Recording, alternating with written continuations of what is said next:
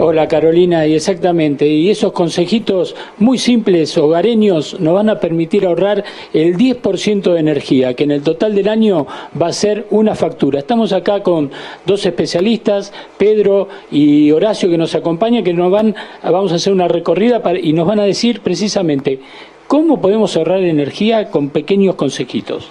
Claro, el tema primero y principal, hay que ser consecuente. Es decir, hay que tomar la real dimensión de lo que pasa dentro de una casa con el consumo de energía. Por ejemplo, decir en una casa cuáles son los consumos mayores: lavarropa, heladera, plancha.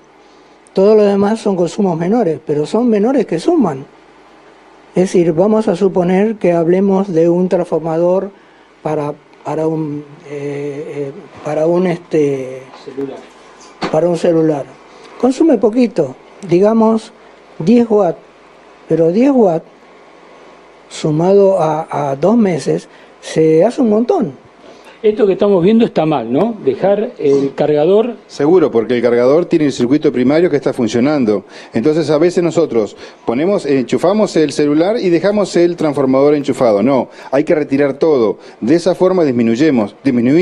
Aparte también hay que tener en cuenta los millones de celulares que tenemos en nuestro país. Como bien decía Pedro, es muchísimo la cantidad de consumo que hay. Entonces de ahora en más, primera medida, no dejar los transformadores enchufados. Por ejemplo, aquí vemos este aparato en stand-by, con la lucecita roja. Bueno, eso sería lo que sería la energía vampiro o fantasma. Es energía del circuito primario también de los distintos displays, tanto como de un centro musical como también de un microondas, que también consume, bien como lo decía Pedro, mucha cantidad de energía, si bien es baja, pero los 360 días del año y todos los electrodomésticos que tienen esa lucecita están consumiendo. Pedro, no solo eso, sino que gasta los componentes de adentro. Es decir, porque adentro hay una serie de componentes que siguen estando bajo tensión y se van gastando. Pedro, un consejo, la lustradora, ¿cómo se usa para ahorrar energía? Claro. Eso muchos no lo saben. Claro, lustradora, por ejemplo, el tema final de la lustradora es, cuando uno tiene que ilustrar el piso, pone la cera y tiene que dejar que se seque la cera. ¿Por qué? Porque si no deja que se seque y pasamos la lustradora, los cepillos se empapan de cera y cada vez consumen más, es decir, el motor se va gastando, aparte que se va gastando, y la enceradora sigue consumiendo y llega un momento que ya no funciona más porque queda clavada al piso. Acá vemos, Horacio, la computadora, el monitor con el salvapantalla. Bueno, hay que tener cuidado con esto porque no es cuestión de dejarlo todo el día porque eso lo consume. No únicamente lo que vemos ahí en el monitor, sino en el CPU, también, como bien decía Pedro, los componentes que están haciendo funcionar están consumiendo energía. Y eso realmente, cuando usamos la computadora la prendemos y cuando no la usamos la apagamos. Lo mismo también con el centro musical, que allí está en el estante, donde vemos también los displays, que está pensando que si bien está apagado, pero está consumiendo energía. Claro. Y lo que debemos hacer es estos niveles pequeños de energía, evitarlos en nuestra casa, porque son consumo, es plata que gastamos y por otro lado también, como falta energía, imposibilitamos que otra gente que no tiene energía, tampoco le llegue a su fluido eléctrico. ¿Cuánto nos ahorramos? Y nos ahorramos aproximadamente 1 o 1,5 de boleta por año. Es decir, es mucha plata. Si sumamos la cantidad de casas que tenemos en una ciudad, es muchísimo el ahorro que hacemos. Y por otro lado, algo muy importante, el consumo energético es emisión de gases de efecto invernadero. También de alguna forma estamos salvaguardando la protección que debemos tener nosotros con los gases que nos causan estos trastornos de cambio climático. Pedro, ahí vemos una zapatilla con varios enchufes. Está encendida. ¿Qué hay que hacer? Lo cual está mal, porque una zapatilla con varios enchufes, si uno intenta abrirlo y la ve de adentro, es todo muy relativo, es todo muy simple, que a la larga va a provocar un cortocircuito. La lógica es poner tomas como corresponden y con el amperaje que corresponde para enchufar cada cosa. Otro problema también que tenemos en los hogares que tenemos que tener en cuenta son las heladeras. Las heladeras tienen dos componentes sumamente importantes. Uno son los burletes que de alguna forma impiden, ¿no es cierto?, y aíslan la temperatura baja que conserva los alimentos con la parte externa de temperatura alta. Y otro es toda la parte del disipador que está detrás de la heladera en forma de un radiador, que eso debe estar, ¿no es cierto?, no en un nicho, sino en un lugar que se ventile. A veces solemos poner la heladera en un nicho y allí no pasa el aire, no se disipa ese calor y las 24 horas anda la heladera con todo el consumo, que es un compresor también refrigerante. El otro problema de la heladera es la temperatura. Nosotros tenemos que regular la temperatura de verano o de invierno, porque si yo en verano pongo el número 9, que es la mayor temperatura, y llega el invierno, ¿para qué quiero yo una mayor temperatura? Entonces yo en el verano voy a poner un 3, que más o menos es el término medio de temperatura, y en invierno la bajo, porque todo el contorno está frío. ¿Cuál es el aparato que más gasta en un hogar? Y el aparato que más gasta en un hogar es el lavarropa. Y le sigue la plancha. ¿El lavarropa cómo se usa? El lavarropa, ¿cómo se usa? A ver. Guillermo. Y el uso del lavarropa es a la mañana temprano. Sí, Rolando, perdón. Pregúntale, por favor, si tienen ellos fresquita la relación ventilador-aire acondicionado. ¿Cuánto equivale un aire acondicionado contra los ventiladores? Sí, te están escuchando. Sí, un aire acondicionado contra los ventiladores, ¿cuál es el consumo? Es decir, consume mucho más quizás también un aire acondicionado cuando la temperatura no está a 23 grados, sino está a 19, 18 grados. Hay que regular, hay varios componentes que tenemos que tener en cuenta cuando comparamos ventiladores y aire acondicionado. La temperatura no tiene que ser 19, puede ser 24, 23, y aparte también no usarlo todo el día. Durante la mañana y durante el día podemos usar el ventilador. Y a la noche que necesitamos descansar, dormir para poder trabajar el otro día, sí podemos usar el aire acondicionado, que es más placentero. Es decir, eso de alguna manera debemos regularlo. A la luz de la crisis energética, sí, a la luz de la crisis energética, ¿fue un error haber estimulado tanto el uso del aire acondicionado? Incluso hay gente que directamente no tiene estufa a gas, sino que tiene aire acondicionado frío-calor. Claro, el tema del aire acondicionado viene precisamente de cómo se coloca y cómo se compra. Yo voy a una casa de electrodoméstico y quiero comprar un aire acondicionado y me venden el que tienen. ¿Pero el que tienen es el que yo necesito? No, nunca pasa eso, porque me venden ese. ¿Cuál es el problema? Que si me venden uno muy grande, yo voy a gastar mucho más electricidad. Y si me venden uno más chico, no va a parar nunca hasta, para que llegue la temperatura. Entonces hay un cálculo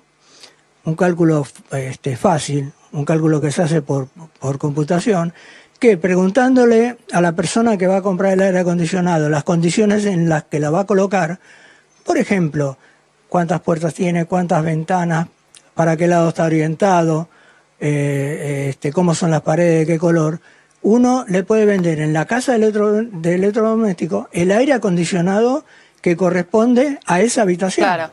Y hay otra pregunta con eso nosotros estamos ahorrando. Sí. Hay otra pregunta respecto del aire acondicionado que muchas veces causa confusión. La gente, por lo general, cuando llega a su casa y hace mucho calor, lo pone en 18 porque piensa que entonces el aire acondicionado larga un viento, un aire mucho más frío. Y en realidad yo tengo entendido que es al revés, que el aire acondicionado larga siempre el mismo frío, lo que cambia en 18 a 24 es a la temperatura que llega al ambiente. O sea, ¿en qué momento corta el aire acondicionado?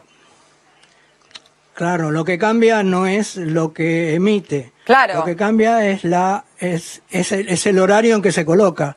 Si yo quiero tener 18 grados, y bueno, tendré que esperar media hora. Claro, pero hasta que baje la temperatura de 18 grados. O sea, pero me refiero a lo siguiente. Es otro error.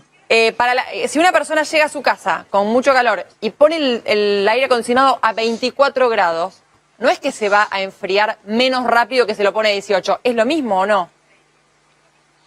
Es exactamente igual. Claro. Exactamente igual. Bueno, está bueno aclararlo porque hay mucha gente que se confunde con eso. No. Lo que pasa es que el ventilador va a funcionar siempre a la misma velocidad. Y esa velocidad del ventilador es la que empuja el aire frío hacia afuera. O sea que si siempre funciona a la misma velocidad, Lo que yo voy a tener es que si yo lo pongo a 18, va a funcionar más hasta llegar a 18. Claro. Si yo lo pongo a 24, va a funcionar menos. Exacto. Y otra pregunta que quería hacer respecto de los electrodomésticos y aquellos que está enchufado y lo que no.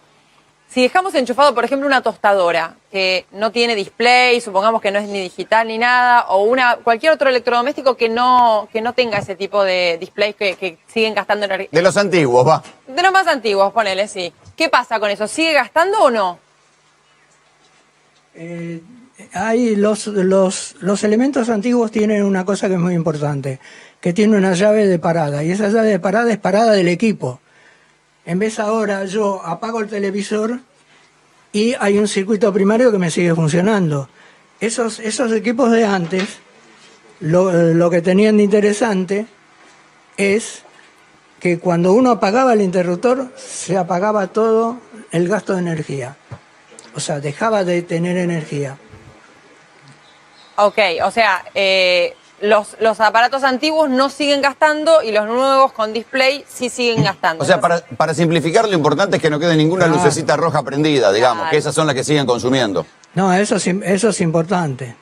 Claro, eso es importante, porque esa lucecita prendida quiere decir que hay un circuito dentro del televisor que está funcionando. Claro. Es decir, aunque yo no vea imagen, hay un circuito primario en el televisor que sigue funcionando, y eso es un gasto. Y eso tiene que ver con la fiaca de uno, cuando llega al sillón no quiere molestarse, ir y apretar el botón de interruptor que habilita. Claro. O sea, tiene que ver con la fiaca, Claro. va. Con la fiaca hogareña. Claro, eso se arregla poniendo una perilla en el cable de alimentación o un interruptor.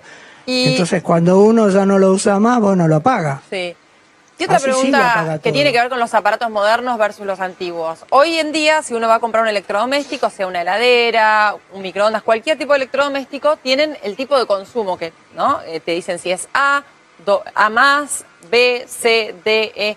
Sí, ¿Se hace sí, mucha diferencia entre un aparato con A o A más y un aparato C o D, por ejemplo? No, yo no creo que sea diferencia de gasto de electricidad. La diferencia está en la construcción.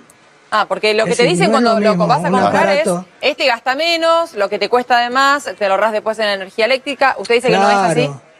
Mira, yo aprendí mucho de los Claro, hoteles. Si yo compro uno... Yo aprendí mucho de los hoteles. Si yo compro uno... Si disculpe, interrumpa, no decía si que yo yo... compro uno A... Sí. Sí, Sí, no, diga. Si yo compro uno A, nivel A, es una heladera perfecta, porque está a nivel A, tiene menos consumo, está más blindada, no permite que entre aire caliente dentro del habitáculo, es decir, es una heladera bien. Si yo lo compro una heladera a nivel C, ya es otro tipo de construcción, otro tipo de aislación y todo eso. Le decía que los que lo tienen clara son los hoteles, las grandes cadenas de hoteles, que por algo tienen ese sistema de tarjeta, que cuando uno se va, saca la tarjeta, que es la misma con la que se abre la puerta, y se desconectan todos los aparatos eléctricos, salvo lo que ellos quieren que sigan funcionando, por ejemplo el frigobar y alguna cosa más. Entonces, uno desconecta y obviamente esto se hace así para que ellos gasten menos energía y no tengan que esperar que el cliente sea quien apague todas las luces.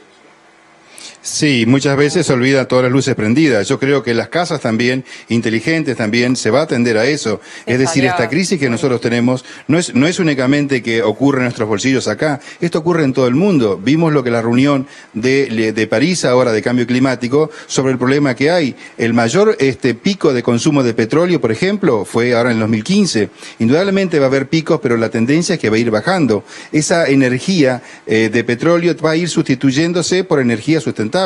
Estamos inclusive en la década de energías sostenibles para las Américas, donde Naciones Unidas de alguna forma también favorece también los distintos proyectos que los países hacen. Es una realidad que tenemos. Cambio climático nos causa muchos trastornos y en este momento, en esta coyuntura de nuestro país, el tema, ¿no es cierto?, energético, que también se está modificando en cuanto a los costos y a las realidades, también de alguna forma van a causar, ¿no es cierto?, un problema en nuestros bolsillos. Pero debemos saber manejar. El idea no es dejar de consumir energía, sino consumirla de una forma responsable, sustentable, de una forma inteligente, que la energía es una tecnología para mejor calidad de vida, pero no es que debemos derrocharla. Debemos usar en forma inteligente para que otros tengan la energía que derrochamos y por otro lado también cuidamos nuestros bolsillos. Por último, esos sistemas de los que habla Rolando, que están en los hoteles, ¿existen hoy para casas? ¿Son sistemas caros? ¿Se pueden implementar?